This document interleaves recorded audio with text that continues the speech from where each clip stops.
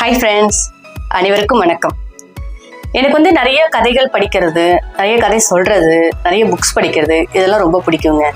ஆனால் அந்த அளவுக்கு சொல்ல தெரியாது. நம்ம பேச்சு வழக்கில் சொல்கிற தமிழ் தான் எனக்கு தெரியும். அது மூலியமாக தான் நான் உங்களுக்கு எனக்கு பிடிச்ச கதைகள்லாம் நான் உங்கள்கிட்ட சொல்லிட்டு இருக்கேங்க. சின்ன எங்களுக்கு சப்போர்ட் பண்ணுங்க, அப்படி இல்லைன்னா ஸ்கிப் பண்ணிடுங்க.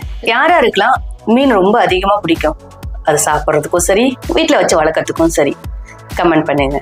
ஃபிஷ்ஷை வீட்டில் வளர்த்தோம் அப்படின்னா நல்லதுன்னு சொல்கிறாங்க. அது உண்மையா? கமெண்ட் பாக்ஸில் போடுங்க. இன்னைக்கு நம்ம ஒரு குட்டி கதை பார்க்க போகிறது மீன் கதை தாங்க. ஜப்பான் நாட்டில் இருக்கிறவங்களுக்கு மீன் தான் ரொம்ப அதிகமாக பிடிக்குமா. மீன் தான் விரும்பி சாப்பிடுவாங்களாம்.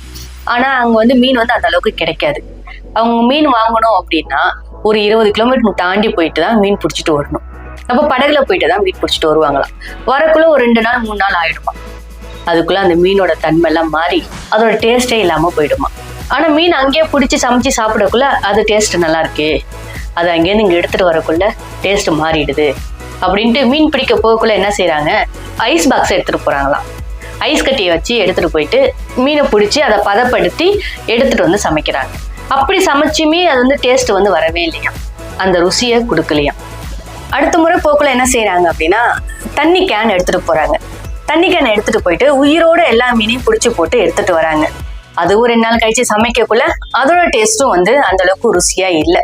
எல்லாம் யோசிக்கிறாங்க, என்னடா இது, நம்ம டெய்லி போயிட்டு மீன் பிடிச்சிட்டு வரோம், பிடிச்சிட்டு 2 நாள் கழிச்சு சமைச்சு பார்த்தா அந்த உடனே பிடிச்சி சமைச்சு சாப்பிட்ற டேஸ்ட் இது கிடைக்க மாட்டேங்குது அப்படின்ட்டு ஒரு ஐடியா பண்றாங்க.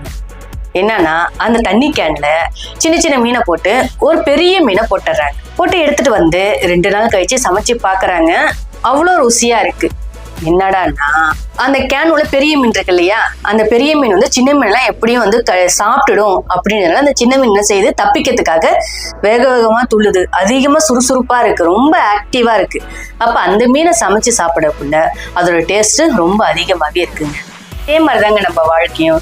பிரச்சனைன்ற ஒரு பெரிய மீன் இருந்தாதான் குட்டி மீன் எவ்வளோ டேஸ்ட் தருதோ அதே மாதிரி நம்ம வாழ்க்கையும் சுறுசுறுப்பாகவும் சுவையாகவும் இருக்குங்க.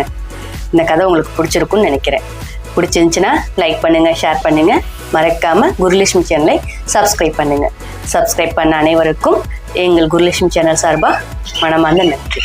நாளைக்கு வேற ஒரு கதையோட சந்திப்போம். தேங்க்யூ, பாய்.